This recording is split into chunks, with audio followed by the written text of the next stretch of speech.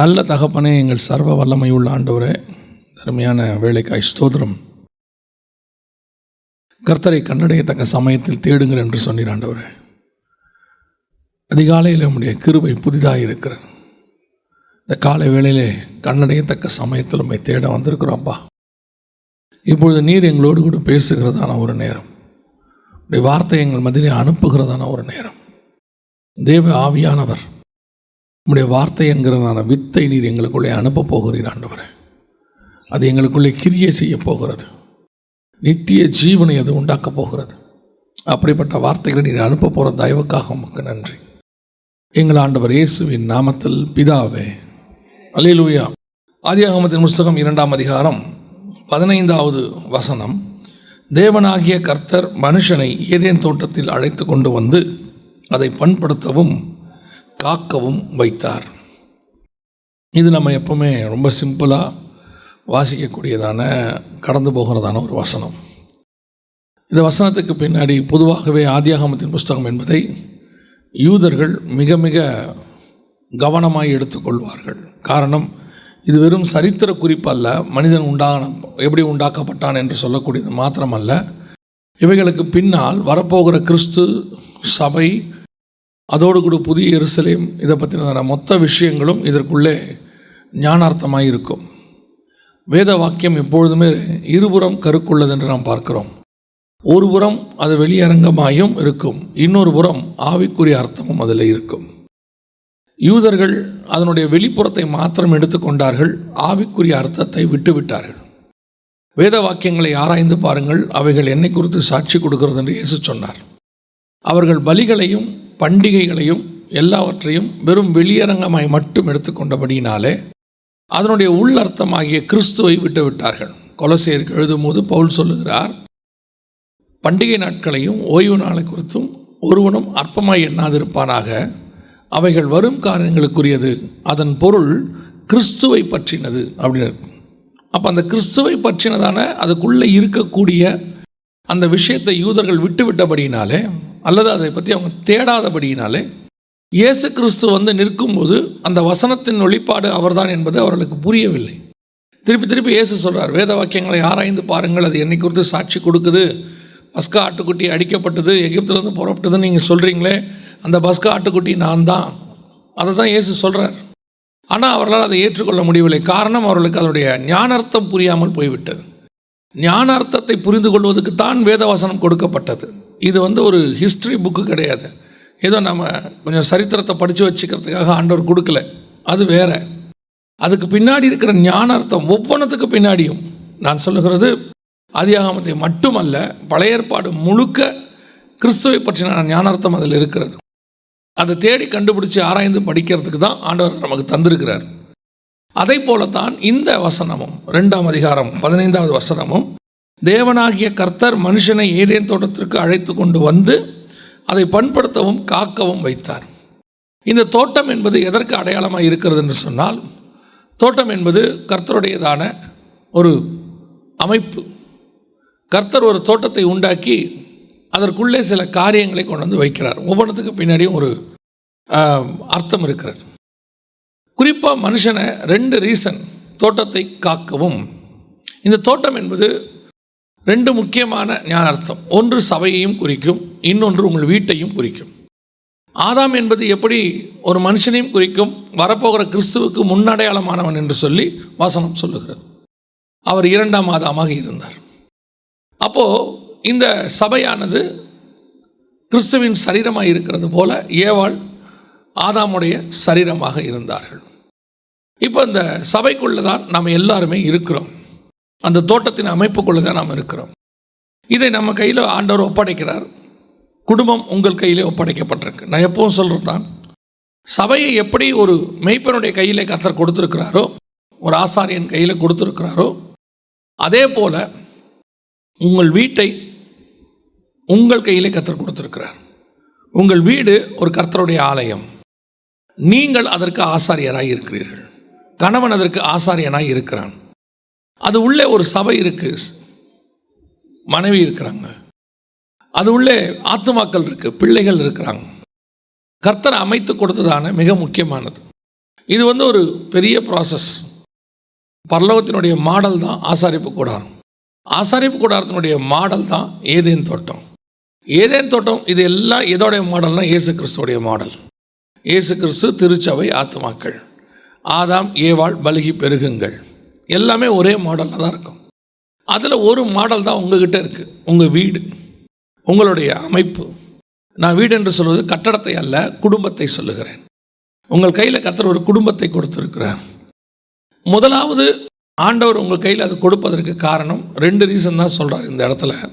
ஒன்று, அதை பண்படுத்தவும், 2வது காக்கவும்.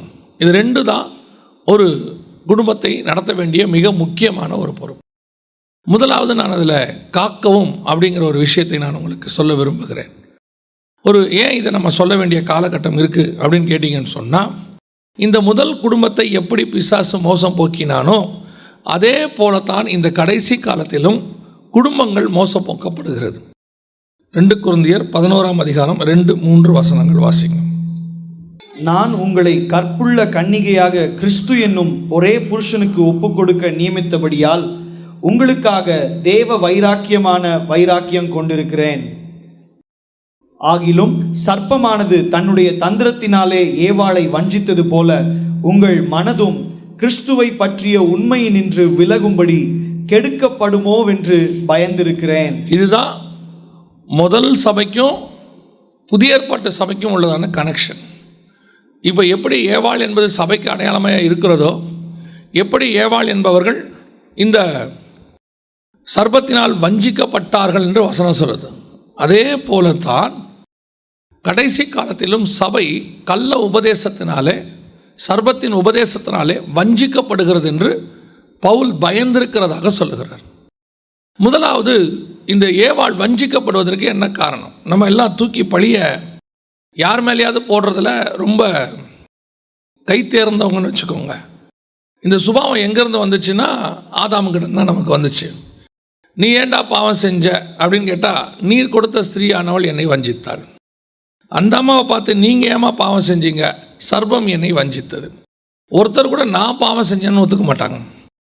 பழியை தூக்கி யார் மேலேயாவது போட்டுக்கிட்டே இருப்பாங்க. ஆனால் இதுக்கெல்லாம் மூல காரணம் என்ன? இப்படி ஒரு விஷயம் நடப்பதற்கு மூல காரணம் என்ன? நம்ம அத்தனை பேரும் அந்த அம்மா மேலே தூக்கி பழியை போட்டுட்டோம். அவங்க தான் பழம் சாப்பிட்டாங்கன்னு.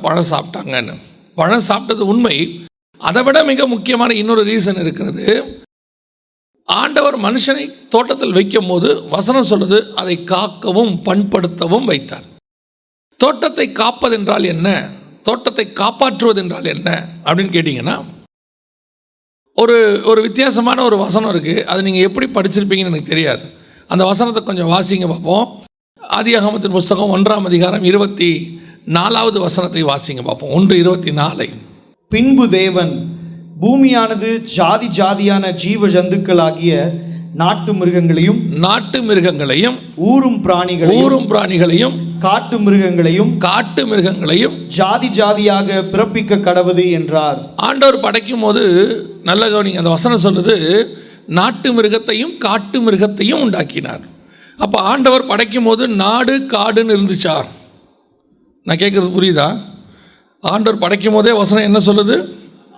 நாட்டு மிருகத்தையும் காட்டு மிருகத்தையும். அப்போ ஆண்டவர் படைக்கும் போது காடு நாடுன்னு இருந்துச்சா? அப்படி ஒன்று இல்லை தானே. ஆண்டவர் படைக்கும் போது காட்டு மிருகம் நாட்டு மிருகம் இருந்துச்சா? இருந்துச்சு. நீ இல்லைனீங்கன்னா இருந்துச்சு. இருக்குன்னு சொன்னால் இருக்கு. எப்படி சொல்கிறோம் அப்படின்னா, நாடு என்பது என்ன? மனுஷனுடைய ஆளுகைக்கு உட்பட்ட இடம் தான் என்னது? நாடு. மனுஷனுடைய ஆளுகைக்கு உட்படாமல் தனித்து வெளியே இருக்கிறதுக்கு பேர் தான் என்னது? காடு. கர்த்தர் உண்டாக்கும் போதே இதை எல்லாத்தையும் படைச்சிட்டு ஏதேன் தோட்டத்தை ரெடி பண்ணுறார். தோட்டத்தை ரெடி பண்ணி அதுக்கு ஒரு ராஜாவை உண்டாக்குறார். ஆண்டு கொள்ளுங்கள்னு ஒருத்தனை உண்டாக்குறார். அவன் கையில் தான் அந்த தோட்டத்தை கொடுக்குறார்.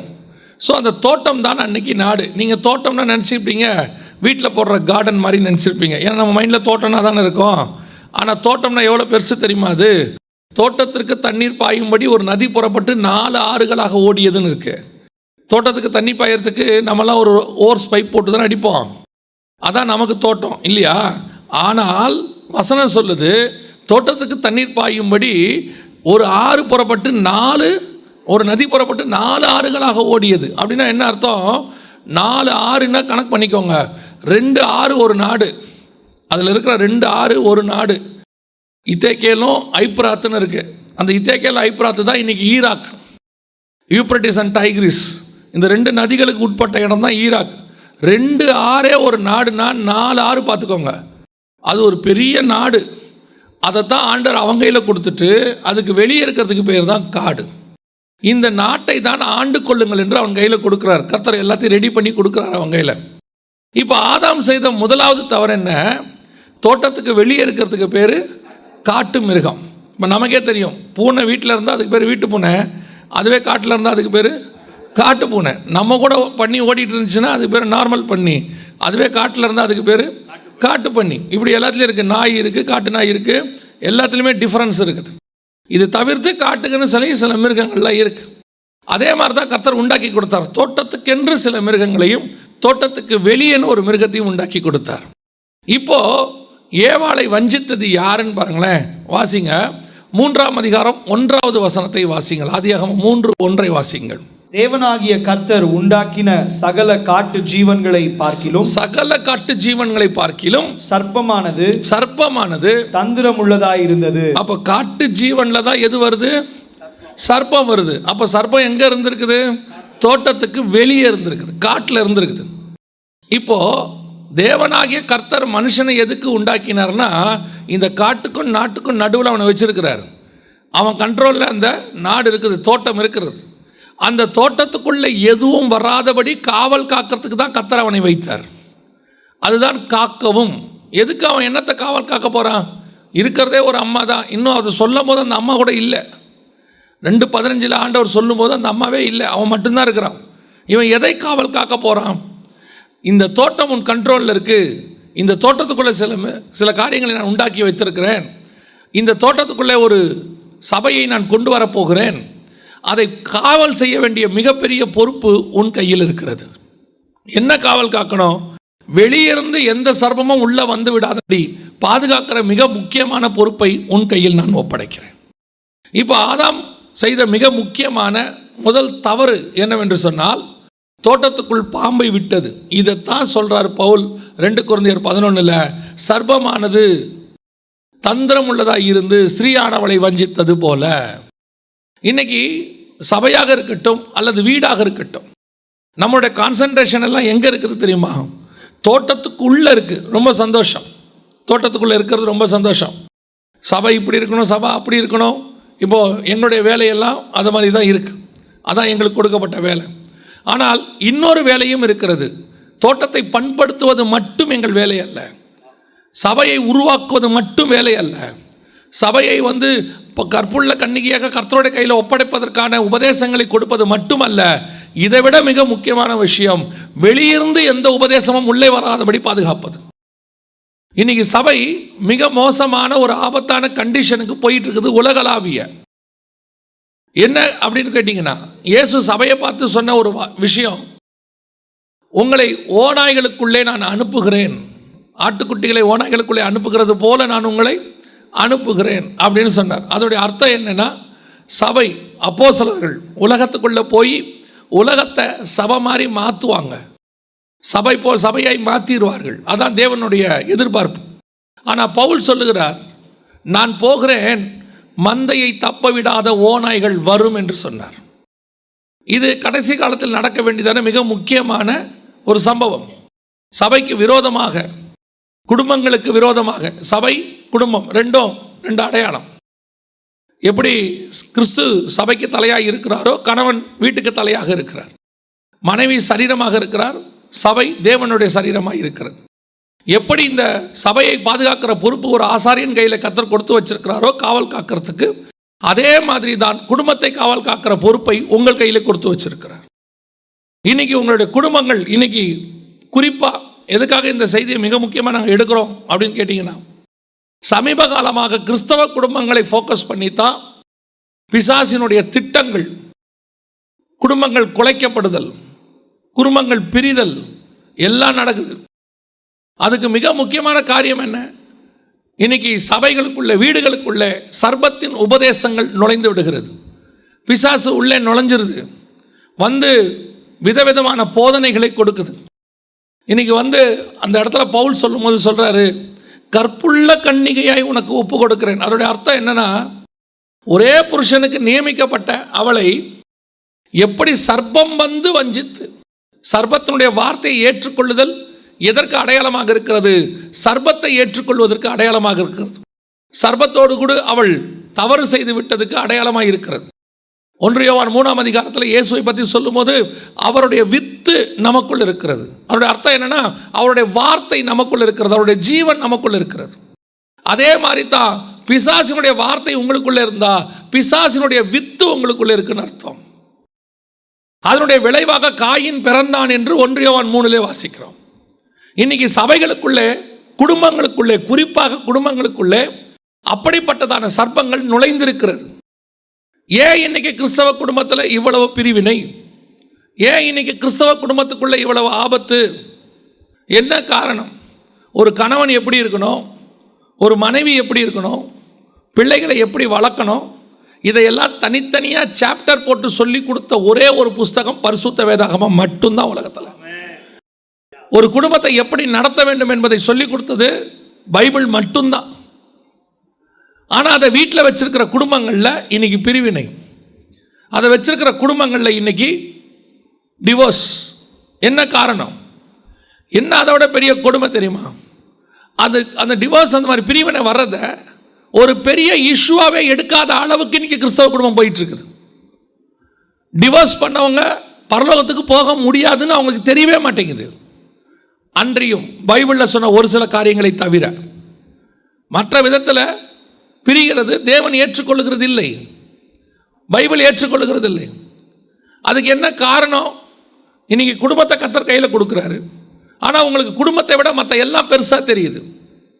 ஓடி ஓடி உழைக்கிறீங்க, சம்பாதிக்கிறீங்க, வீட்டில் எல்லா பொருளும் இருக்குது, டிவி இருக்குது, ஃபோன் இருக்குது, எல்லா பொருளும் இருக்குது, அத்தனையும் இருக்குது, கார் இருக்குது, பைக் இருக்குது, பேங்க்கில் பேலன்ஸ் இருக்குது. ஆனால் குடும்பம் எங்கே? குடும்பம் எங்கே இருக்கிறது? கவனிச்சு பாருங்கள். வெளிநாட்டில் போய் 10 வருஷம் 20 வருஷம் சம்பாதிக்கிறாங்க, திரும்பி வரும்போது இங்கே குடும்பம் இருக்க மாட்டேங்குது. பணம் மட்டும் அனுப்பிட்டா எல்லாம் நடந்துடும் அப்படின்னு ஒரு கொடுமையான மென்டாலிட்டி இந்த கடைசி காலத்தில் குடும்பங்களுக்குள்ளே இருக்கிறது.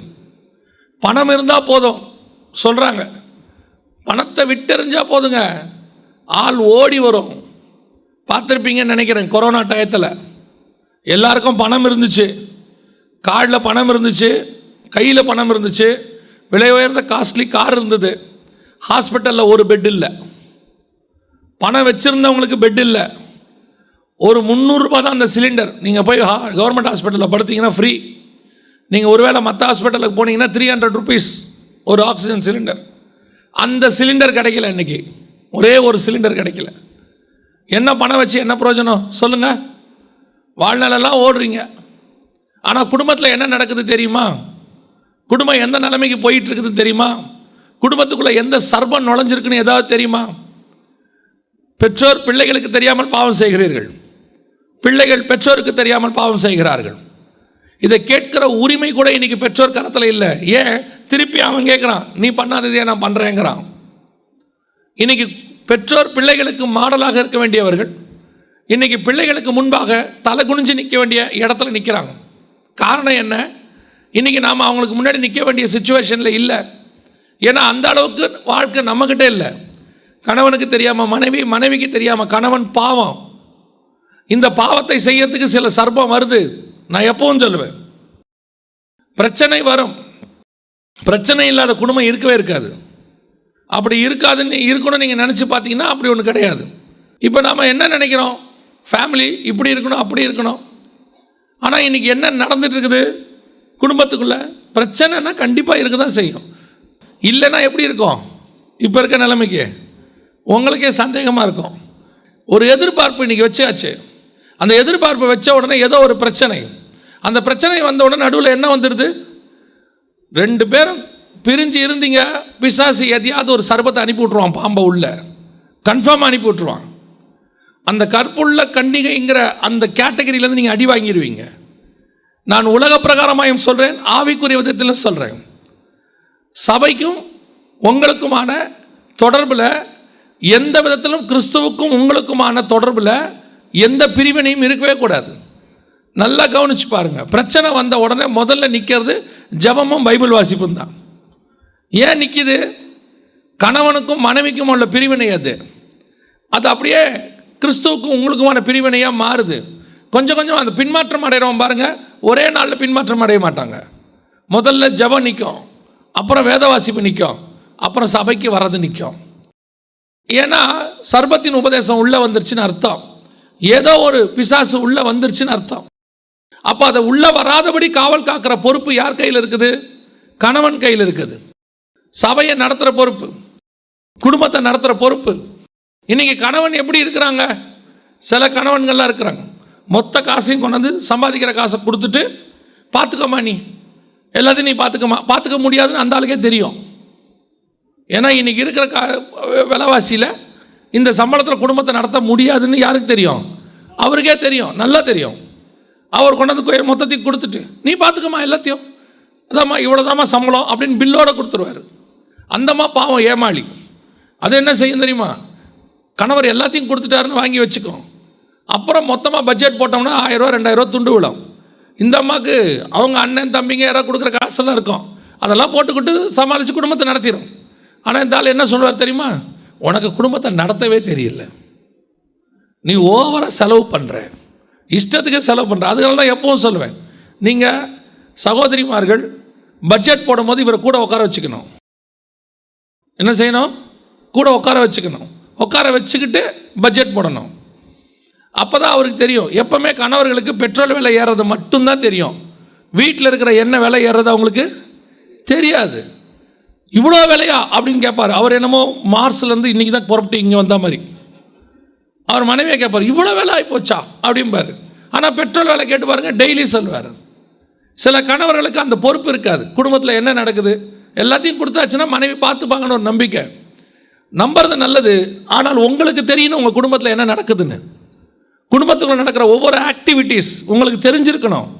அதுக்கு பேர் சந்தேகம் கிடையாது, அதுக்கு பேர் உங்களுடைய கடமை. பையன் டெய்லி யூனிஃபார்ம் போட்டு வரானான்னு சொல்லி ஒரு டீச்சர் செக் பண்ணணும். அப்படி செக் பண்ணணுங்கிறதுக்கு பேர் சந்தேகம் இல்லை, அது அவங்களுடைய டியூட்டி. கர்த்தர் காவல் காக்கிற பொறுப்பு உங்களுக்கு கொடுத்துருக்கிறார். குடும்பத்தை காவல் காக்கிற பொறுப்பு கணவனுக்கு உரியது. நீங்கள் நின்று உள்ளே பார்க்கணும். ஏன்? உங்கள் கையில் ஒரு சபை இருக்குது, உள்ள ஏவாள் இருக்குது. அந்த சபை கற்புள்ள சபையாக ஒப்படைக்க வேண்டிய பொறுப்பு உங்கள் கையில் தான் இருக்குது. ஏன் குடும்பம் கெட்டு போகுது அப்படின்னா, முதல்ல கணவன் கொஞ்சம் உட்காந்து ஆராய்ந்து பார்க்கணும். எங்கே கேப் இருக்குது, எந்த இடத்துல பிசாசு உள்ளே வரத்துக்கு வழி இருக்குது, எந்த இடத்துல யார் யார் உள்ளே வராங்க, என்ன நடக்குது, எல்லாம் கணவனுக்கு தெரிஞ்சிருக்கணும். இந்த உபதேசங்கள்லாம் ஒரு காலத்தில் சபைக்கு தேவையில்லை, ஆனால் இப்போ தேவை. ஏன்? கடைசி காலத்தில் குடும்பங்களை பிரிக்கிற பிசாசினுடைய காரியங்கள் தோட்டத்துக்குள் வருகிறது. நிறைய குடும்பங்கள் கடைசியில் என்ன ஆகிடுது தெரியுமா? தோட்டத்தை விட்டு 2 பேரும் வெளியே போகிற மாதிரி ஆகிடுது. எனக்கு அதில் ஒரே ஒரு சந்தோஷம் இந்த விஷயத்தில் என்ன அப்படின்னு கேட்டிங்கன்னா, போகும்போது 2 பேரும் ஒன்றா போயிட்டாங்க.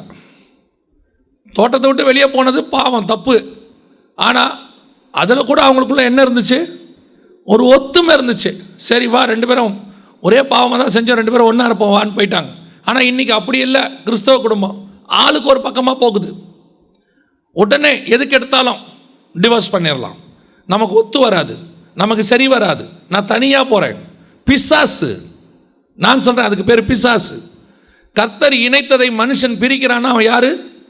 பிசாசு. சபைக்குள் வீடுகளுக்குள்ளே அந்த பிசாசு வருது. அந்த பிசாசு ஆவிக்குரியவங்களுடைய போர்வையிலே வரும். ரொம்ப ஆச்சரியமாக இருக்கும். வெளிப்படுத்தின விசேஷம் 13ஆம் அதிகாரம் 11வது வசனத்தை நீங்கள் வாசித்து பாருங்கள். பின்பு வேறொரு மிருகம் பூமியிலிருந்து எழும்பி வர கண்டேன். அது ஒரு ஆட்டுக்குட்டிக்கு ஒப்பாக 2 கொம்புகளை உடையதாக இருந்தது, வலு சர்ப்பத்தை போல பேசினது. அப்போ அதோடைய அர்த்தம் என்ன? பார்க்கறதுக்கு அது எப்படி இருக்குது? ஆட்டுக்குட்டி மாதிரி இருக்குது. ஆனால் பேசுறது எப்படி? பிசாசு மாதிரி. பார்க்கறதுக்கு கிறிஸ்தவங்க மாதிரி இருக்கும், பார்க்கறதுக்கு ஆவிக்குரியவங்க மாதிரி இருக்கும். ஆனால் உள்ளுக்குள்ளே என்ன இருக்குது? பிசாசு இருக்குது. கணவன் மனைவிக்குள்ளே வந்து, குடும்பங்களுக்குள்ளே வந்து, தனியாக போனோம், பிரிஞ்சு போனோம் அப்படின்னு பேசுறதுக்கு சில ஆட்கள் உதவி செய்கிறாங்க. அந்த ஆட்கள் எல்லாருமே பிசாசினுடைய பிள்ளைகள் தான். கர்த்தர் பிரிக்கிறதுக்காக குடும்பத்தை கொடுக்கவில்லை, கர்த்தர் இணைப்பதற்காகத்தான் குடும்பத்தை கொடுத்தார். எப்போ குடும்பத்தில் அதன்படி ஒரு பிரிவினை வருதோ, எப்போ அப்படி ஒரு சுபாவம் வருதோ, முன்னாடி அதுவும் இந்த ஜென்ரேஷன் ரொம்ப ஒஸ்ட்டு. எதுக்கு எடுத்தாலும் உடனே போயிடலாம், தனியாகிடலாம். எனக்கு அது ஒத்து வராது. அதுக்கேற்ற மாதிரி அப்பா அம்மாக்களும் இப்போ மாறிக்கிட்டு இருக்கிறாங்க. அப்போ இருக்கிற அப்பா அம்மாக்கள்லாம் ஏதாவது பிரச்சனை வந்தால் நீ பேசி சால்வ் பண்ணு, நீ அங்கே தான் இருக்கணும், இங்கே வரக்கூடாதுன்னு சொல்லுவாங்க. இப்போ இருக்கிற அப்பா அம்மாலாம் நீ புறப்பட்டு வந்துட்டு பார்த்துக்கலாம், என்ன இருந்தாலும் பார்த்துக்கலாம். அப்பா இருக்கிறார், எவ்வளோ நாள் இருப்பார்? அவர் என்ன பிரச்சனையானாலும் அவர் மனைவி விட்டு வரமாட்டார். ஆனால் பொண்ணு மட்டும் மருமகளோட பிரச்சனை பண்ணால் உடனே கிளம்பி வந்துடணும். கேட்டால் மகன் மேலே பாசமாமா. ஒரு பிரச்சனை வந்தால் நீ தாம்மா சால்வ் பண்ணோம், நீ தான் அந்த பிரச்சனையை சால்வ் பண்ணிக்கணும்னு சொல்லி அங்கே விட்டு அந்த பிரச்சனையை சால்வ் பண்ணுறதுக்கு உறுதுணையாக இருக்கணும். உடனடியாக நீ வா பார்த்துக்கலாம். நன்றாக தெரிந்து கொள்ளுங்கள், கர்த்தர் உங்கள் கையில் கொடுத்துருக்கிறதான குடும்பத்திற்கு ஒரு நோக்கம் உண்டு, ஒரு முகாந்தரம் உண்டு. ஏதோ மக்கள் தொகை கம்மியாக இருக்குது, உலகத்தை பலிக்கு பெருகணும் நிரப்பணும்னு உங்கள் 2 பேரையும் சேர்க்கலை. உங்களுடைய குடும்பங்களுக்குள்ளே கர்த்தருடைய திட்டம் ஒன்று இருக்கிறது, அது பரலோகத்தினுடைய திட்டம். மல்கியா 2:15 சொல்லுகிறது, தேவ பக்தி உள்ள சந்ததியை பெரும்படிதான் கர்த்தர் குடும்பத்தை உண்டாக்கினார். அப்போ உங்கள் ஒவ்வொரு சந்ததிகளுக்கு பின்னாடியும் தேவ பக்தி உள்ள சந்ததி, குடும்பத்தில் ஆண்டவர் பரலோகத்தினுடைய திட்டத்தை வச்சிருக்கிறார். அந்த பரலோகத்தினுடைய திட்டத்தை நீங்கள் அவமாக்குகிறீர்கள் அல்லது அவமாக்குவதற்கு உதவி செய்கிறீர்கள். குடும்பத்தில் பிரச்சனை வந்தால் உட்காந்து பேசுங்க. முதல்ல கணவன் மனைவியை விசாரிங்க, மனைவி கணவனை விசாரிங்க. கணவன் மனைவியை விசாரிக்கிறது இல்லை. ஏதாவது வீட்டில் பிரச்சனை வந்துச்சுன்னா அவர் பாட்டுன்னு போயிட்டே இருப்பார். வீட்டில் என்ன நடக்குது ஏது நடக்குது ஒன்றும் தெரியாது. அந்த அம்மா 3 நாள் படுத்திருந்தாலும் கேட்க மாட்டார். என்னாச்சு? 3 நாளாக உடம்பு சரியில்லை, மாத்திரை போட்டியா? போட்டேன், சரியாகலை. ஏதோ ஒரு டாக்டர் பாரு. இப்படி படுத்துகிட்டே இருந்தால் இப்படி, நான் போய் உனக்கு அப்புறமா ஃபோன் பண்ணுறேன், ஆஃபீஸ் போயிட்டு. இதுதான் அவருடைய மொத்த கரிசனை. இதுவே அவருக்கு உடம்பு சரியில்லைனா என்ன பண்ணணும்? சுற்றி ஒரு 10 பேர் நிற்கணும். என்னப்பாச்சு? அவருக்கு வெறும் தலைவலி தான் இருக்கும், ஆனால் அவர் கண்ணு முழிச்சு பார்க்கும்போது எல்லாம் பக்கத்தில் நிற்கணும்.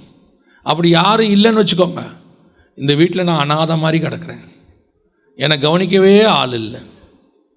அதே மாதிரி தான் அந்த அம்மாவையும் கவனிக்கணும், அந்த மாதிரி விசாரிக்கணும். அது அந்த அம்மாவுக்கும் பொருந்தும். கணவன் வெளியே போனால் விசாரிக்கணும்ல, சாப்பிட்டீங்களா, என்ன பண்ணுறீங்க, ஏது பண்ணுறீங்கன்னு விசாரிக்கணும்ல.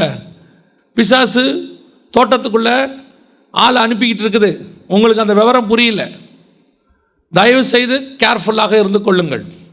உங்கள் சபைக்குள்ளே, உங்களுடைய தோட்டத்துக்குள்ளே, உங்கள் வீட்டுக்குள்ளே ஒரு கற்புள்ள சபை இருக்கிறது. அது இன்னொரு உபதேசத்தையோ இன்னொரு காரியத்தையோ ஏற்றுக்கொண்டால் கற்பு கெட்டு போகும். அது எல்லாருக்கும் பொருந்தும். குடும்பம் பிரியாதபடி பாதுகாக்க வேண்டியது உங்களுடைய கரத்தில் தான் இருக்கிறது. தயவு செய்து டிவோர்ஸுங்கிற பேச்சை முதல்ல நிறுத்துங்க. வீட்டில் வாயில் கூட வரக்கூடாது. பாசிட்டிவ் அறிக்கை பண்ணணும். நிறைய விஷயங்கள் வேதம் சொல்லுது. ஜீவனும் மரணம் எங்கே இருக்குது? நாவின் அதிகாரத்தில் இருக்குது. நீ பிரிஞ்சிரன்னா உன் குடும்பம் பிரியத்தான் செய்யும். இல்லை பிரியக்கூடாதுன்னா உன் குடும்பம் பிரியாதபடி கர்த்தர் பத்திரமா பாதுகாப்பார்.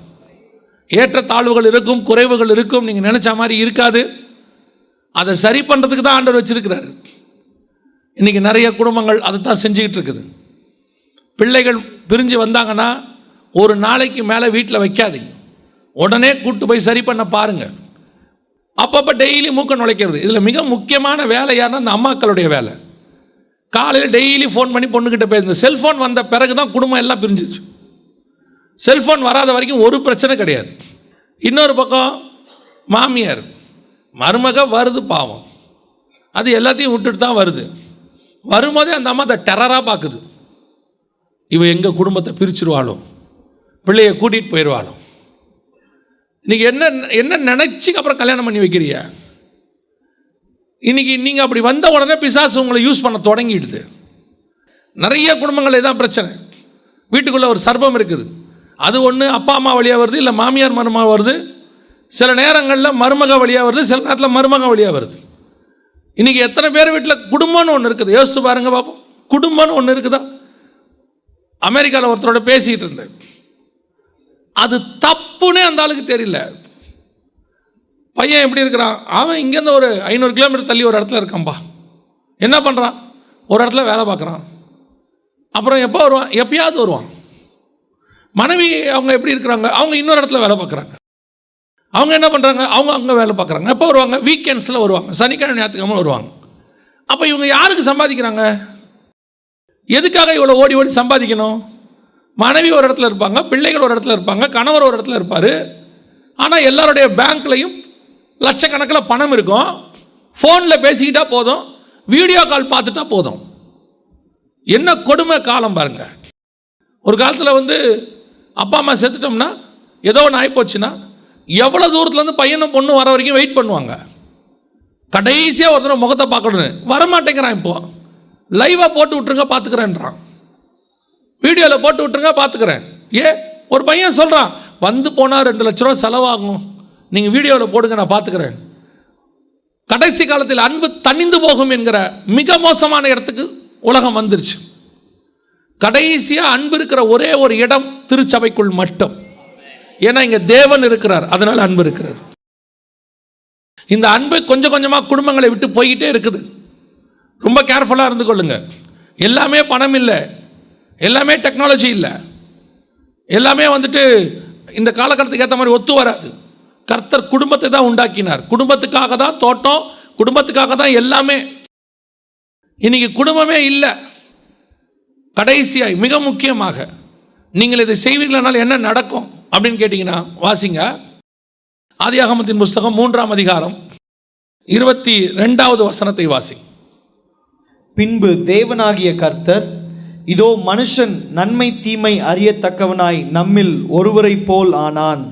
இப்பொழுதும் அவன் தன் கையை நீட்டி ஜீவ விருட்சத்தின் கனியையும் பறித்து புசித்து என்றைக்கும் உயிரோடு இராதபடிக்கு செய்ய வேண்டும் என்று அவன் எடுக்கப்பட்ட மண்ணை பண்படுத்த தேவனாகிய கர்த்தர் அவனை ஏதேன் தோட்டத்திலிருந்து அனுப்பிவிட்டார். நீ வெளியே போனா, குடும்பம் பிரிஞ்சா, கர்த்தர் உனக்கு நியமித்த தோட்டத்திலிருந்து நீ வெளியே போயிட்டினா, வெறும் நீங்கள் மட்டும் போகிறதில்ல, நீங்கள் இன்னொன்னையும் இழக்கிறீங்க. அந்த தோட்டத்துக்குள்ளே தான் ஜீவ விருட்சம்னு ஒன்று இருக்குது. அந்த தோட்டத்துக்குள்ளே தான் நித்திய ஜீவன் ஒன்று இருக்குது. நல்லா கவனிச்சு பாருங்கள். சபையை விட்டு வெளியே போகிற ஆத்மா செத்து போயிடும், ஜீவன் இல்லாமல் போயிடும், பிசாசு அதை கொன்று போடும். அதே மாதிரி தான் தோட்டத்தை விட்டு வெளியே போனவனுக்கு ஜீவன் இல்லாமல் போயிடுச்சு, மரணம் வந்துருச்சு. அதே மாதிரி தான் சபை குடும்பம் பிரிஞ்சிச்சு. வசனம் தெளிவாக சொல்லுது, உங்கள் மனைவியானவளும் உங்களோடு கூட ஜீவ மார்க்கத்தை சுதந்திரிக்கிறவா இருக்கிறபடியினாலே அவளை ஆதாயம் பண்ணிக்கொள்ளுங்கள். மனைவிக்கு சொல்லப்படுகிறது, உங்கள் கற்புள்ள நடக்கையினாலே புருஷனை ஆதாயம் பண்ணிக்கொள்ளுங்கள். ஏன்? நீங்கள் 2 பேரும் சேர்ந்து போனால் தான் அதுக்கு பேர் பரலோகம். இங்கே ஒரே மாம்சமாக இருக்கிறோம், அங்கே ஒரே ஆவியாக இருப்போம். 2ம் சேர்ந்து வச்சிருக்கிறதுக்கு பேர் தான் பரலோகமாக கர்த்தர் வச்சிருக்கிறார். இன்னைக்கு எப்படி வேணாலும் இருக்கலாம், என்ன வேணாலும் செஞ்சுக்கலாம், ஆனால் பார்க்கறதுக்கு நாங்கள் பரலோகத்துக்கு போயிடுவோம். சில காரணங்களை வேதம் சொல்லுகிறது. நம்ம ஆண்டவர் சில காரணங்களை குடும்பம் பிரிவதற்கு அல்லது டிவோர்ஸ்க்கு சில காரணங்களை கர்த்தர் அனுமதிக்கிறார். அந்த காரணத்தை கூட மன்னிக்க சொல்கிறதுக்கு இன்னொரு விஷயத்தையும் சொல்கிறார்.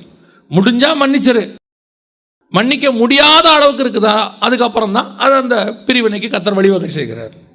மற்றபடி எவ்விதத்திலும் குடும்பம் பிரிவதை கர்த்தர் அனுமதிக்கவில்லை. ஏன்னா உங்களுக்குள்ள ஒன்று தெரியல, உங்கள் குடும்பத்துக்குள்ள கர்த்தர் அழகான ஒரு நித்திய ஜீவனை கொடுக்கக்கூடிய ஜீவ விருட்சம்னு ஒன்று வச்சிருக்கிறார். அதை அந்த ஜீவ விருட்சத்தின் கனியை நீங்கள் சேர்ந்து சாப்பிடணும்னு கர்த்தர் விரும்புகிறார். அதை நீங்கள் அந்த நித்திய ஜீவனை சுதந்திரிக்கணும்னு கர்த்தர் விரும்புகிறார். என்ன விலை கொடுத்தாவது அந்த நித்திய ஜீவனை நீங்கள் சுதந்திரிக்கணும். அதுக்கு நீங்கள் அற்ப காரியங்களுக்காக நீங்கள் பிரிந்து விட்டு போவீர்கள் என்று சொன்னால், குடும்பம் காக்கப்படாமல் போகும் என்று சொன்னால், அதனுடைய விளைவு என்னவாக இருக்கும் தெரியுமா? நீங்கள் இழக்கிறது நித்திய ஜீவனாக இருக்கும். கடைசியில் பரலோகமே கிடைக்காம போயிடும். நீங்கள் பிரியும் போது ஆட்டோமேட்டிக்காக பிசாசு வேறு யாரையாவது அனுப்பி விடுவான். ஆறுதலுக்கு யாரையாவது அனுப்பி விடுவான்.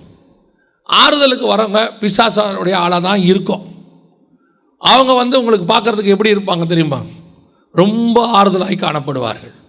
கடைசியாய் உங்களுடைய ஆவிக்குரிய வாழ்க்கை நாசமாய் போகும். இதெல்லாம் ஏன் உங்களுக்கு நாங்கள் சொல்கிறோம் அப்படின்னா, எங்களுக்கு வரக்கூடிய ஃபோன்ஸு லெட்டர்ஸு வரதில் முக்கால்வாசி இது மாதிரி தான் வருது. கொடுமையாக கடைசி காலத்தில் மனைவியை எந்த விதத்திலாவது தள்ளிவிடணும்னு, கணவனை எந்த விதத்துலையாவது பிரிஞ்சிடணும்னு. ஏன்னு சொன்னால் இன்றைக்கி ஆப்ஷன் நிறைய வச்சுட்டான் பிசாஸ். நன்மை தீமை அறியத்தக்க கனி நிறைய சுற்றி வச்சுட்டான். அதனால் இதெல்லாம் பார்க்கும்போது அவங்களுக்கு எப்படி தோணுது அப்படின்னா, இதுக்கு அது பெட்டர், அதுக்கு அது பெட்டர் இப்படின்னு யோசிக்கிறாங்க. வெறும் நான் சொல்கிறது ஆட்களை மட்டும் இல்லை. பாருங்க, நல்லா இங்கே சம்பாரிச்சிக்கிட்டே இருப்பான், நல்லா தான் சம்பாரிச்சிக்கிட்டு இருப்பான். திடீர்னு அமெரிக்கானோடனே அவனுக்கு என்ன வந்துடுது, ஒரு கனவு வந்துடுது. அமெரிக்கா, பரவாயில்லையே, அமெரிக்காவில் ஒரு வேலை கிடைக்கிது, மாதம் 2 லட்ச ரூபா சம்பளம். 2 லட்ச ரூபா கிடைக்கிறது மட்டும்தான் தெரியுது. அதுக்கு நீங்கள் குடும்பத்தை இழக்க வேண்டியிருக்கு, உங்களுடைய லைஃப் ஸ்டைலையே மாற்ற வேண்டியிருக்கு, கர்த்தர் நியமித்த இடத்துலேருந்து நீங்கள் போக வேண்டியிருக்கு, எவ்வளவோ காரியங்கள் இருக்குது. அதெல்லாம் தெரிய மாட்டேங்குது. தெரியறது அந்த 2 லட்சம் மட்டும். 2 லட்சம் வருது, கடைசியில் எல்லாம் போச்சு. இன்றைக்கி அங்கே போய் உக்காந்துக்கிட்டு அவங்க சொல்கிறாங்க, எல்லாம் இருக்குது பாஸ்டர், ஆனால் எங்கள் பிள்ளைகள் ஆண்டவருக்குள்ளே இல்லை, எங்களுக்கு பயமாக இருக்குது எங்கள் பிள்ளைங்க பரலோகத்துக்கு வருவாங்களான்னு. ஏன்? அங்கே போன பிறகு ஆண்டவர் உன்னை வச்ச இடத்துல தான் ஆவிக்குரிய பாதுகாப்பு இருக்கும். அமெரிக்காவில் வச்சார்னா அமெரிக்காவில் இருக்கணும், இந்தியாவில் வச்சார்னா இந்தியாவில் இருக்கணும். அதில் தான் ஆவிக்குரிய பாதுகாப்பு இருக்கும். கர்த்தர் சொல்கிற இடத்துல இருக்கும்போது தான் பாதுகாப்பு இருக்கும். அது எந்த இடமா இருந்தாலும் சரி. ஒருவேளை ஆண்டவர் உங்களை அமெரிக்காவில் இருக்க சொன்னார்னா ஓகே, ஆனால் அங்கே பாதுகாப்பு இருக்கும். ஆசைப்பட்டுக்கிட்டு இங்கேருந்து ஓடி சம்பாத்தியம், டாலரு, H1 விசா, அப்படி இப்படின்னு போய் அங்கே போய் உக்காந்துக்கிட்டு கடைசியில் பணம் வருது, என்ன இல்லை, நிம்மதி இல்லை, சந்தோஷம் இல்லை. உங்களுக்கு நான் ஒன்று சொல்கிறேன், கர்த்தர் உங்களை சொல்கிற இடத்துல நீங்கள் இருந்தீங்கன்னா கர்த்தர் ஆசீர்வதிக்க வல்லமை உள்ளவராக இருக்கிறார். அமெரிக்காவில் பணம் கொடுக்க முடிஞ்ச ஆண்டவரால் இங்கேயும் பணம் கொடுக்க முடியும். தேவையை கர்த்தர் சந்திக்க முடியும். குறைவில்லாதபடிக்கு நடத்த அவர் வல்லமை உள்ளவராக இருக்கிறார். நீங்கள் இந்த இருக்கிறத விட்டுட்டு பறக்கிறதுக்கு ஆசைப்படுவாங்க. இப்போவும் சொல்கிறேன், கர்த்தர் போக சொன்னால் போங்க, அது வேறு விஷயம். இருக்கிறத விட்டுட்டு பறக்கிறதுக்கு ஆசைப்படுற ஒரு குரூப் இருக்குது. மனைவி விட்டுட்டு பிள்ளைகளை விட்டுட்டு போய் அங்கே தங்கி இருந்து திரும்பி வரும்போது குடும்பங்கள் இல்லை, சர்ப்பம் கொண்டு போய் விடுகிறது. கொஞ்சம் சம்பாரிச்சாலும் கர்த்தர் உங்களுக்கு சம்பாத்தியம்னு ஒன்று கொடுக்கறது குடும்பத்தை நடத்துறதுக்கு தான் கொடுக்குறாரு. இன்றைக்கி நீங்கள் என்ன பண்ணுறீங்க? சம்பாத்தியத்துக்காக குடும்பத்தை விட்டுக்கிட்டு இருக்கிறீங்க. தோட்டத்தை காவல் காக்க வேண்டியவங்க, பண்படுத்த வேண்டியவங்க, அதை பண்படுத்தாமல் நீங்கள் என்ன பண்ணிகிட்டு இருக்கிறீங்க? உலகத்துக்கு பின்னாடி மனுஷகுமாரத்திகள் அதிக சௌந்தரியம் உள்ளவர்கள் என்று கண்டு அவங்க என்ன பண்ணாங்களா, தேவபுத்திரர் அங்கே போயிட்டாங்க, எல்லாரும் புறப்பட்டு. அந்த மாதிரி இன்றைக்கி உலகத்துக்குள்ளே போயிட்டு இருக்கிறோம். ஒரு நாள் கர்த்தர் வரும்போது ஒரு இடத்துல ஒரு கணக்கு கேட்பார். ஆண்டவர் உங்ககிட்ட இப்போ ஒரு ஊழியக்காரங்கிட்ட சபையினுடைய கணக்கை கேட்குற மாதிரி ஒவ்வொரு கணவன்கிட்ட மனைவிக்கிட்டையும் குடும்பத்தினுடைய கணக்கை கேட்பார். நான் உன்னை நம்பி ஒரு குடும்பத்தை ஒப்படைச்சேனே, உன்னை நம்பி 2 பிள்ளைகளை கொடுத்தனே, ஆவிக்குரியவத்தில் வளர்த்தியா, எனக்குள்ள நிறுத்தினியா, நீ ஆவிக்குரியவனாக இருந்தியா, உன் கணவனுக்கு நீ உண்மை உள்ளவளாக இருந்தியா, உன் மனைவிக்கு நீ உண்மை உள்ளவனாக இருந்தியா கேட்பார். ஆண்டவர் கேள்வி கேட்பார், கண்டிப்பாக கேட்பார். அந்த கேள்விக்கு கர்த்தருக்கு நீங்கள் பதில் சொல்ல வேண்டி வரும். கர்த்தருக்கு முன்பாக பதில் சொல்லக்கூடிய இடத்துல நீங்கள் நின்றுட்டீங்கன்னா சோத்திரம். ஆனால் கர்த்தர் வந்து கேட்கும்போது என்ன செய்வோம்? என்கிட்ட 99 இருக்குது ஆண்டவரே, ஒன்றை காணோம். ஆண்டவர் கேட்பார், அந்த ஒன்று எங்கே? 99 பற்றி ஆண்டவருக்கு அக்கறை இருக்குது, அதை விட முக்கியம் காணாமல் போன ஒன்று தான். அதே மாதிரி தான் உன் குடும்பம் காணாமல் போச்சுன்னா கர்த்தர் உங்கள்கிட்ட அதை தான் கணக்கு கேட்பார். தயவு செய்து எந்த சூழ்நிலையில் நீங்கள் பிரிந்திருந்தாலும் கூட, எந்த சூழ்நிலையிலே பிரச்சனை வந்திருந்தாலும் கூட, இந்த டிவோர்ஸ் எல்லாத்தையும் தூக்கி போட்டுட்டு போய் மனைவியோட ஒப்புரவாகுதலை பாருங்கள். இன்றைக்கி நிறைய வெளியே நான் சில ஊழியர்களை பேசுகிறேன், நான் சொல்லி முடிக்கிறேன். சில ஊழியர்களை நான் பார்க்குறேன். அந்த ஊழியர்கள் கடைசி காலத்துக்கு ஏற்ற மாதிரி வசனத்தையும் தங்களையும் மாடிஃபை பண்ணிக்கிட்டாங்க. இந்த வசனம் இருக்குது பாருங்கள், இது எந்த காலத்திலும் மாறாது, இது எப்படி இருக்குமோ அப்படியே தான் இருக்கும். நாம் தான் மாறிக்கிட்டே இருக்கிறோம். இயேசுநாதர் நேற்றும் இன்றும் என்றும் மாறாதவராக இருக்கிறார். வசனமும் மாறாது, அவரும் மாற மாட்டார். ஆரம்பத்தில் டிவோர்ஸ் தப்புன்னு சொன்னார்னா இன்னை வரைக்கும் டிவோர்ஸ் என்னதான்? தப்பு தான். சூழ்நிலைக்கு ஏற்ற மாதிரி மாறாது. நிறைய டிவோர்ஸ் நடக்குது, அதனால் டிவோர்ஸ் கரெக்ட் ஆகிடாது. உலகம் முழுக்க ஓரின சேர்க்கையை ஃபாலோ பண்ணுறாங்கன்றதுனால ஓரின சேர்க்கை சரியாயிடாது. மதுபானம் குடிக்கிறது அரசாங்கம் அனுமதி கொடுக்குதுங்கிறதுனால மதுபானம் சரியாயிடாது. நமக்கு பைபிள் என்ன சொல்லுதோ அதான் சரி. இங்கே ரொம்ப கேர்ஃபுல்லாக இருக்கணும். தோட்டத்துக்குள்ளே பாம்பை வர விடாமல் பாதுகாக்க வேண்டியது உங்களுடைய பொறுப்பு. ரெண்டாவது, கர்த்தர் பண்படுத்த வச்சிருக்கிறார். குடும்பத்தை நீங்கள் தான் கரெக்டாக நடத்தணும். நீங்கள் தான் ஆவிக்குரிய மாடலாக இருக்கணும். நீங்கள் பிள்ளைகளுக்கு முன்னாடி உட்காந்து சீரியல் பார்த்தா பையன் உங்களுக்கு முன்னாடி உட்காந்து வீடியோ கேம்ஸ் விளையாடுவான். நீ ஏன் வீடியோ கேம்ஸ் விளையாடுறேன்னு கேட்டால் நீங்கள் ஏன் சீரியல் பார்க்குறீங்கன்னு அவன் கேட்பான். நீங்கள் ஒரு காரியத்தை செஞ்சுட்டு அவனை செய்யக்கூடாதுன்னா இந்த காலகட்டத்தில் அதை அவர்கள் கேட்பார்கள். நீங்கள் தான் ரோல் மாடல். நிறைய பிள்ளைகள் போய் பாருங்கள், இப்போ இருக்க பிள்ளைகள் போய் கேட்டு பாருங்கள். ஒரு சில பிள்ளைகளோட யூத் மீட்டிங் பேசுவோம். நான் பொதுவாக யூத் மீட்டிங்கில் பிரசங்கம் பண்ண மாட்டேன். யூத் மீட்டிங்கில் உட்காந்து அவங்கள்ட்ட டிஸ்கஷன் தான் பண்ணுவேன். அவங்களுடைய விஷயங்களை கேட்பேன். அப்போ நிறைய பேர் என்ன சொல்கிறாங்கன்னா, எங்களுக்கு கல்யாணமே வேண்டாம். ஏன்? அப்போ அவன் சொல்கிறான், எங்கள் வீட்டில் நடக்கிற பிரச்சனையை நான் பார்த்துக்கிட்டு இருக்கிறேன். எங்கள் வீட்டில் டெய்லி ஒரு 3ஆம் உலக யுத்தம் நடக்குது. இதை பார்த்த பிறகு எங்களுக்கு கல்யாணம் வேணுமா வேணாமான்னு நாங்கள் என்ன செய்கிறோம்? யோசிக்கிறோம். அந்த யோசனைக்கு காரணம் யார் அப்படின்னு பார்த்தீங்கன்னா, முழுக்க தாயின் தகப்பனும் மட்டும். நிறைய ஊழியக்கார பசங்க இன்றைக்கி ஊழியத்துக்கு வர மாட்டேங்கிறாங்க, உலக வேலைக்கு போகிறாங்க. என்ன காரணம் பார்த்தீங்கன்னா, 50% அவங்க அந்த ஊழியத்தை அவன் பார்த்துட்டு எனக்கு இந்த ஊழியமே வேணான்னு முடிவெடுக்கிறான். 50% தப்பு செய்கிறாங்க, அது வேறு விஷயம். ஆனால் தனக்கு முன்னாடி இருக்கிற ஊழியத்தை அவன் பார்க்குறான். இன்றைக்கி நம்ம ஒரு பிள்ளை 2 பிள்ளை வச்சுருக்கிறோம், 2மே வரமாட்டேன் அந்த ஊழியத்துக்கு. 2மே கல்யாணம் வேணாங்குது. 2மே சொல்லுது, ஐயோ ஏன் எங்கள் அப்பாவும் அம்மாவும் போடுறத நான் பார்த்துக்கிட்டே இருக்கிறேன், இப்படி ஒரு வாழ்க்கை எனக்கு தேவையே இல்லைங்குது. உங்கள் குடும்பத்துக்குள்ள சர்பத்தினுடைய வித்து இருக்குது. இன்றைக்கி முதல்ல அதை எடுங்க, போய் உட்காந்து பேசுங்க. பேசி சால்வ் பண்ண முடியாத விஷயம்னு ஒன்று கிடையவே கிடையாது. போய் கணவனோட உட்காந்து பேசுங்க, மனைவியோட உட்காந்து பேசுங்க. எங்கேயாவது போய் மனைவி உடனே அம்மா வீட்டில் இருந்தாங்கன்னா ஃபோன் பண்ணி கூப்பிடுங்க. நீங்கள் உங்கள் அம்மா வீட்டுக்கு வந்திருந்தீங்கன்னா முதல்ல கிளம்பி போயிடுங்க. இல்லை அவர் திருந்த மாட்டார், திருந்துவார், பார்வோனையே திருத்திடுவார், நேபுகாத் நேச்சாரியே திருத்திடுவார். உங்கள் வீட்டுக்காரனா அதோட மோசமான ஆளான்னு. எந்த சவுலையும் பவுலாய் மாற்ற அவரால் முடியும். தேவனால் கூடாத காரியம் ஒன்றுமில்லை. நல்லா ஜெபம் பண்ணுங்க, தேவ சமூகத்தில் ஒப்பு கொடுங்க. திருப்பியும் சொல்கிறேன், சில காரியங்கள் அனுமதிக்க முடியாது. அப்படிப்பட்ட பாவங்களுக்கு கர்த்தர் அனுமதி கொடுக்கிறார் பிரியறதுக்கு. ஆனால் பெரும்பான்மையான காரியங்கள் கர்த்தர் அனுமதி கொடுக்கிறது இல்லை. குடும்பத்தை பிரிக்கிறதுக்கு அல்லது குடும்பம் தேவனை விட்டு தூர போகிறதுக்கு எந்த விதத்திலும் நீங்கள் காரணமாக இருக்கக்கூடாது. பழியை தூக்கி யார் மேலேயும் போடாதீங்க.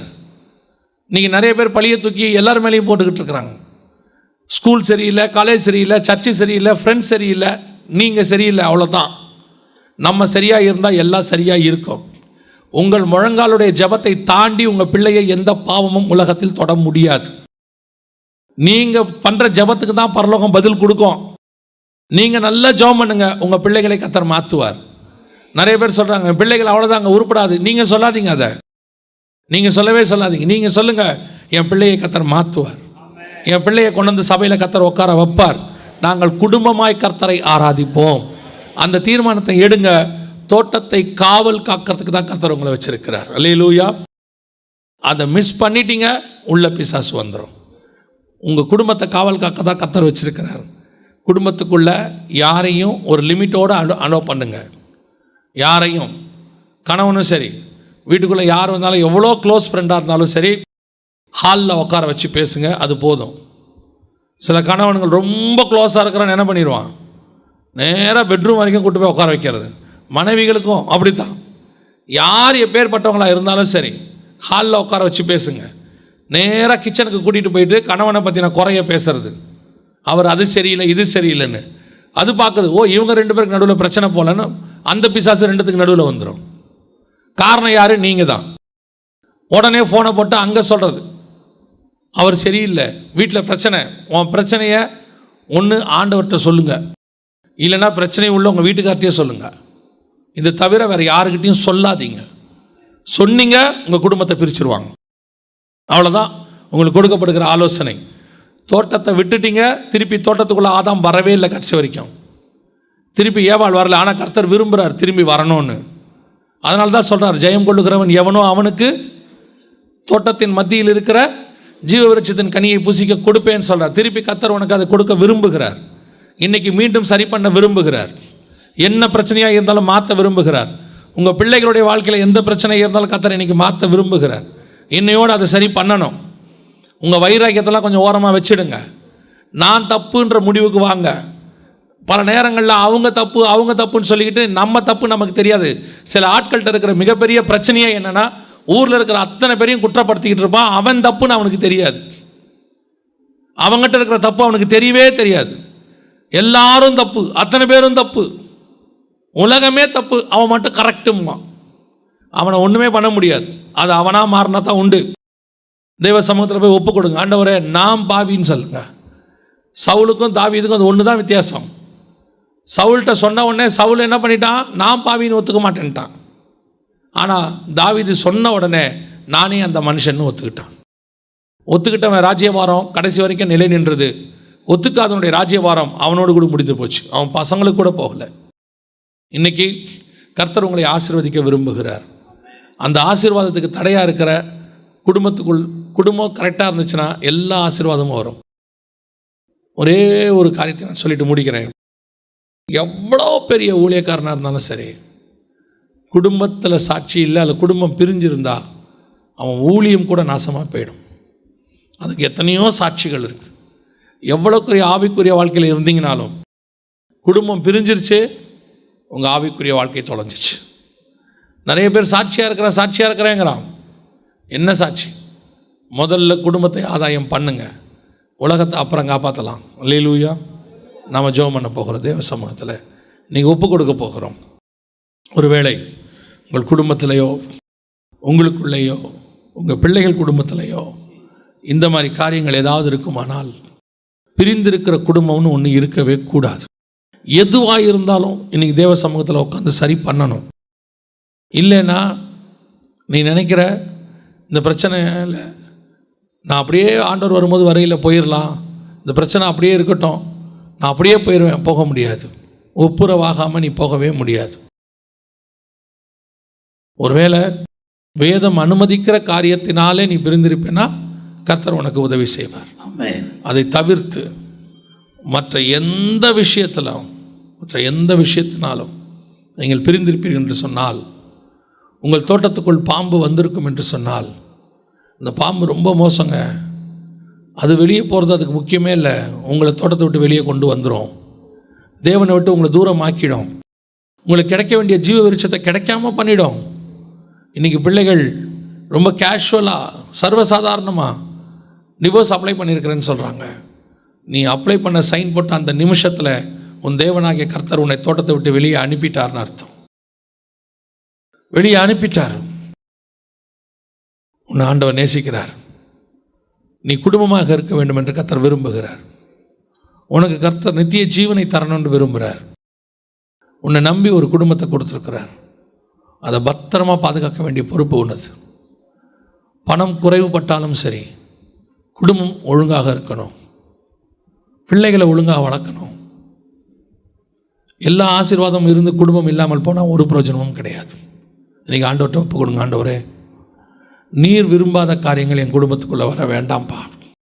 உமக்கு பிரியமில்லாத காரியங்கள் எங்கள் குடும்பத்துக்குள்ளே வர வேண்டாம் ஆண்டவரே. நாங்கள் உமக்கு உண்மையும் உத்தமமாக இருக்க கிருபை பாராட்டும். ஒப்பு கொடுத்து ஜெபம் பண்ணுங்க.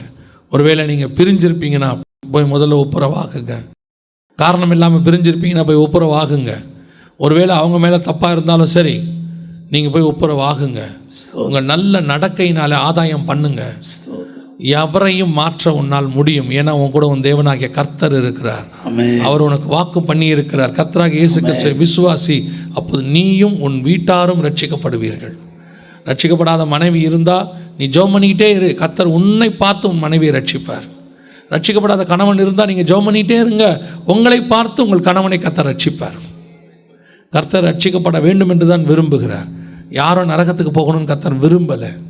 நாம் ஜெபிக்க போகிறோம். எங்கள் குடும்பத்துக்காக ஜெபிங்க. எங்கள் குடும்பங்கள் இப்படிப்பட்ட பிரச்சனைகள் இருக்குது ஆண்டவர். நாங்கள் இது வரைக்கும் யாருக்கிட்டையும் சொல்லலை. ஆனால் இன்றைக்கி கர்த்தர் எங்களோடு கூட பேசி இருக்கிறாரு. பிரிந்திருக்கிற குடும்பம்னு எங்களுக்குள்ளே வேண்டாம். நான் இன்னைக்கு ஒப்புரவாக விரும்புகிறேன்னு சொல்கிறவங்க எல்லாம் உங்கள் கரங்களை ஆண்டவருக்கு நேராக உயர்த்தி உங்கள் குடும்பங்களில் இருக்கிற பிரச்சனைகளை ஒப்பு கொடுத்து, ஆண்டவரே என் குடும்பம் பிரச்சனை இல்லாத குடும்பமாக மாறட்டும் ஆண்டவரே. என் குடும்பத்துக்குள்ளே எந்த பாம்பும் நுழைஞ்சிடக்கூடாது ஆண்டவரே. என் குடும்பத்துக்குள்ளே எந்த விதமான துர் ஆலோசனைகளும் நுழைஞ்சிடக்கூடாது ஆண்டவரே. என் திருச்சபைக்குள்ளே அப்படிப்பட்ட துர் ஆலோசனைகள் நுழைஞ்சிடக்கூடாது ஆண்டவரே. கவலைப்படாத, நீ பிரிஞ்சிருந்தாலும் உன் கூட கர்த்தர் இருப்பார்னு போதிக்கிற கடைசி கால போதனைகள் எதுவும் எங்கள் சபைக்குள்ளே வந்துடக்கூடாது ஆண்டவரே. எங்கள் சபை முழுவதுமாக மணவாட்டி சபையாக, மணவாளனுக்கு காத்திருக்கிற சபையாக, குடும்பம் குடும்பமாக, இஸ்ரவேலர்கள் எப்படி குடும்பம் குடும்பமாக எகிப்தை விட்டு புறப்பட்டு கானானுக்கு வந்தாங்களோ அதே போல எங்கள் சபையிலிருந்தும் குடும்பம் குடும்பமாக புறப்பட்டு வரணும்ப்பா. தகப்பனே, எங்கள் குடும்பங்களுக்கு விரோதமாய் உருவாக்கப்படுகிற எல்லா ஆயுதங்களும் வாய்க்காதே போகட்டும் என்று நாங்கள் கட்டளை கொடுக்கிறோம். கர்த்தர் வேலி அடைத்து பாதுகாத்துக் கொள்ளும். எங்கள் ஆண்டவர் இயேசுவின் நாமத்தில் பிதாவே, ஆமென்.